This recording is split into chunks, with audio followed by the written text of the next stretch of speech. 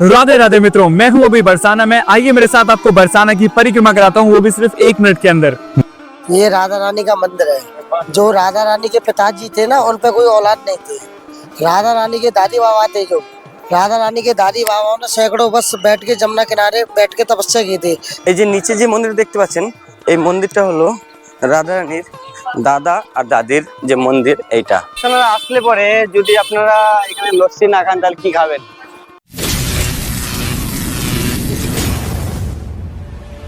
Hello guys, welcome to new another blog. তো আজকে এসছি আমি বরসানাতে, যেটা মথুরা বৃন্দাবন থেকে প্রায় 40 কিলোমিটার ডিস্টেন্সে বরসানা। তো এখানে রাধার জন্ম হয়েছিল, এই স্থানেই আছি। আর এটা হলো আমার পিছনে বরসানা যে মন্দিরটা, উপরের দিকে অনেকটা সিঁড়ি, এই সিঁড়ি বেয়ে আপনাকে উপরের দিকে উঠতে হবে। চলুন ভিডিও স্টার্ট করি। এইখান থেকে স্টার্ট হয় রাধারানী যাওয়ার জন্য মন্দিরে। তো এইখান থেকে আপনাকে এন্ট্রি হতে হবে, এরকম গেটের এখান থেকে মোটামুটি কিছুটা দূরে পায়ে হেঁটে যেতে হবে, তারপরে সিঁড়ি পাওয়া যাবে। সিঁড়িতে আপনাকে উপরে উঠতে হবে, মোটামুটি 250 সিঁড়ি উঠলে পরে আপনি রাধারানী দর্শন করতে পারবেন। এই যে রাস্তাতে আসলে পরে এই সুন্দর সুন্দর রাধারানীর যে কাপড়গুলো সেইগুলো পাওয়া যায় এখানে, খুব সুন্দর সুন্দর।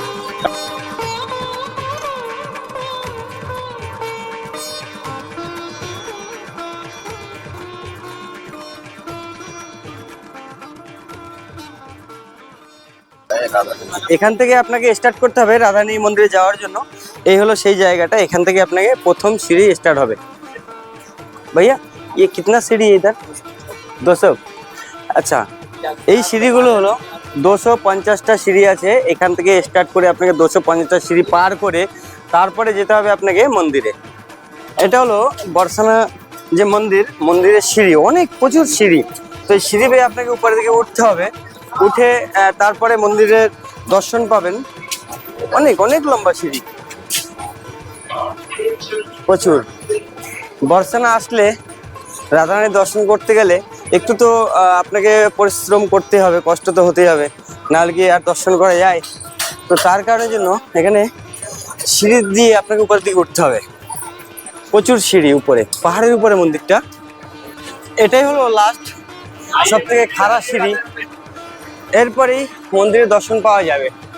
এই যে এটা হলো সব থেকে লাস্ট খারাপ সিঁড়ি, প্রচুর উঁচু সিঁড়িটা।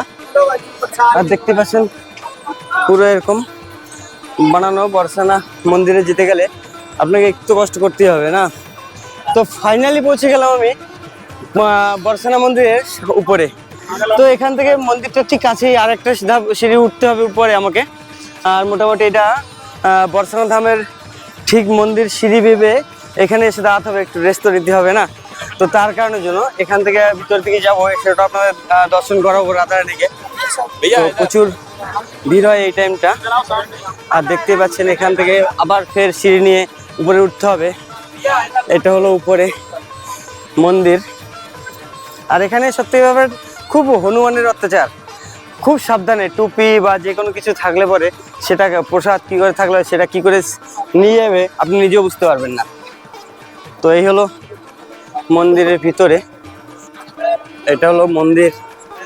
আর এটা মন্দিরের ভিতরে আমি পৌঁছে গেলাম ফাইনালি রাধারানীর কাছে। এই হলো বরসানা যে মন্দিরটা, মেন মন্দিরটা, এটা হলো সেই বরসানার মেন মন্দির।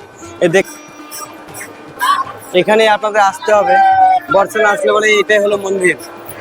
দেখুন, রাধে রাধে গোকালে।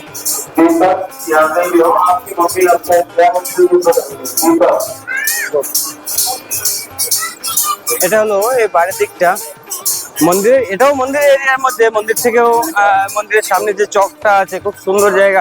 আর এটা পাহাড়ের উপরে মন্দিরটা, পুরো দেখতে পাচ্ছেন যে পুরো নগরটা পাহাড়ের নিচে করে আছে। আর রাধারানীর যে বরসানা যে মন্দির ঠিক পাহাড়ের উপরের দিকে।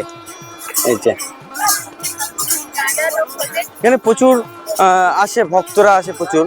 এই জায়গাটায় প্রচুর ভক্ত আসে এখানে। এই যে দেখেন পুরোটাই পাহাড়ের নিচে, পুরো শ্রী রাধারানীর যে মন্দির। এটা অনেকটা বড়, এই চৌতারটা অনেকটা বড়। আর ওইদিকে যাবো না, বান্দর আছে ভাই, চিনে নেবে। তো ফাইনালি দর্শন করলাম রাধারানীর দর্শন করে সত্যি খুব ভালো লাগলো। মানে আর এদিকটা আরেকটু দর্শন করাবো, সেটা দেখাবো আমাদের ভিডিওতে, সঙ্গে দেখবেন। এখানে যদিও প্রচন্ড ঠান্ডা আজকে।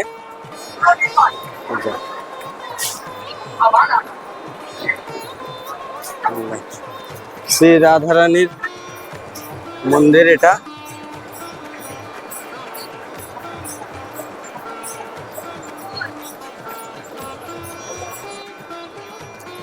তো বন্ধুরা, মন্দিরে সকালের দিকে একটু ভিড় কম বলে তাই মনে হলো যে আপনারা কখনো আসেন একটু সকালের দিকে আসার চেষ্টা করবেন, কারণ আর এটা দুপুরের দিকে হলে পরে আরো প্রচন্ড ভিড় হয়ে যায়, তখন আপনারা মানে এখানে দাঁড়ানো খুব কঠিন ব্যাপার। এই যে জয় রাধে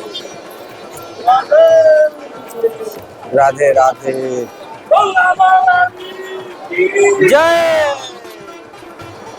মন্দিরে অনেকটা পাহাড়ের উপরে যেহেতু, ওই জন্য উঠতে একটু কষ্ট, কিন্তু ওঠার পরে আপনাদের মন পরিষ্কার হয়ে যাবে, সত্যি খুব সুন্দর লাগবে। আর এটা পুরো গ্রাম আর কি, বরসানা যে গ্রামটা এটা সেই গ্রাম। और भैया ये श्री राधे राधे। राधे राधे नमस्ते भैया। नमस्ते जी, नमस्ते। सब क्या है भैया? मेरा नाम मनोज।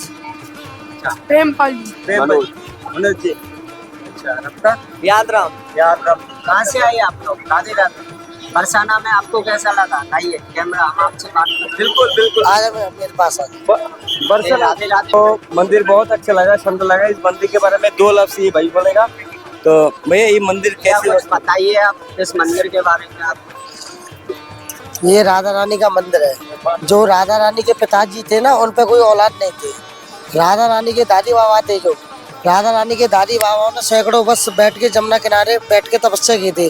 जब राधा रानी का जन्म कमल के फूल में हुआ था, रावल गांव है ऐसे, रावल गांव पे हुआ था। यहाँ पे इधर हुआ था राधा रानी का पालन पोषण। जैसे कि छोटा बच्चा जैसे कि गोद ले लेते, तो वो उसका पालन पोषण होता है, वो महिका कहलाया जाता है। ये राधा रानी का मंदिर है, बहुत प्राचीन मंदिर है, बहुत प्राचीन मंदिर है। बहुत प्राचीन मंदिर है। इसकी बहुत ज्यादा मान्यता है, इसकी बहुत ज्यादा। गोवर्धन की दोगे 21 किलोमीटर की 21 परिक्रमा, और बरसाने की दोगे 1 परिक्रमा 1 बराबर कहलाई जाती है। हाँ, बहुत बड़ी मान्यता है यहाँ पे राधा रानी का। और जो नीचे राधा रानी का महिमान बाबा सुक्ता दादी के दर्शन करना है आपको, सीढ़ियों के बीच सीढ़ियों में। और उसके नीचे राधा रानी के माता पिता का दर्शन है, कीर्ति माता और महिमान बाबा पिताजी। ठीक है, हाँ, बहुत अच्छा है भैया। बरसाना आओ, राधा रानी की कृपा से बरसाना आओ, बहुत अच्छा आनंद है, बहुत अच्छे दर्शन है, बहुत बड़ी मान्यता है इसकी, बहुत बड़ी मान्यता है इसकी भैया। भैया सभी लोगों से हाथ जोड़ के विनती है, सभी लोगों से हाथ जोड़ के विनती है, दर्शन करने आइए राधा रानी के बरसाना धाम में। बहुत अच्छे दर्शन है, बहुत अच्छी मान्यता है। सच्चे मन से आओ, सब मनोकामना पूरी की जाती है भैया। हाँ, हम तो ये कहे राधा रानी आप लोगों को जो देख रहे हैं, जल्द से जल्द बुलाए आपको। बहुत अच्छी बात है, आके एक बार देखो, आके आप एक बार बरसाना आ जाओगे, जाने की इच्छा नहीं करेगी आपकी। बहुत अच्छा मन है। बोलो राधे राधे राधे राधे। বর্ষানাতে যদি আসেন তো সবকিছু ঘুরে তো দেখতে হবে না, আসলেন এসে ঘুরে চলে গেলেন তা তো ভালো লাগবে না। তো সেরকম এখানেও অনেকটা আপনার এসে রেস্ট নিতে পারবেন। মানে যদি পাহাড় থেকে উঠে যদি আপনার হাঁপিয়ে যান, তখন যে কোনো এক জায়গায় বসে কিছু ঘন্টার সময়ের জন্য রেস্ট নিতে পারবেন, সেই জায়গাটা এটা। তো আমি যাবো এবার বাইরের দিকে। এটা হলো মন্দির দর্শন করলাম, খুব ভালো লাগলো। এই যে এটা হলো বরসানা মন্দিরের ঠিক সব থেকে উপরে যাওয়ার তার নিচের স্থানটা। এটা থেকে নিচে যাওয়ার 2টো রাস্তা আছে, একটা এখান থেকে আর একটা ওই পাশ থেকে, দুটো থেকেই আপনারা নিচে যেতে পারবেন।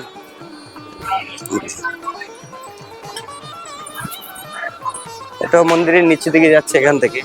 আপনারা মথুরা বৃন্দাবন করেন তো তারপরে যদি রাধারানী দর্শনই না করেন তাহলে কি পুরো পরিপূর্ণভাবে হয়? তো আপনি সাজেস্ট করব যে আপনারা আসুন, রাধারানী দর্শন করুন। দাদা আর দাদির যে মন্দির এইটা, মানে দাদু ঠাকুমার মন্দির এটা।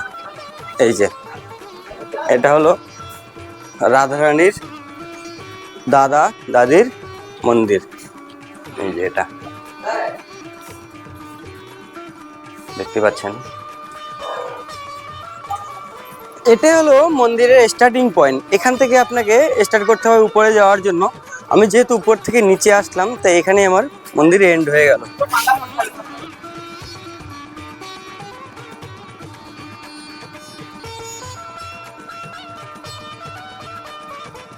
ঘুরিয়ে দর্শন করলাম বর্ষানা মন্দির।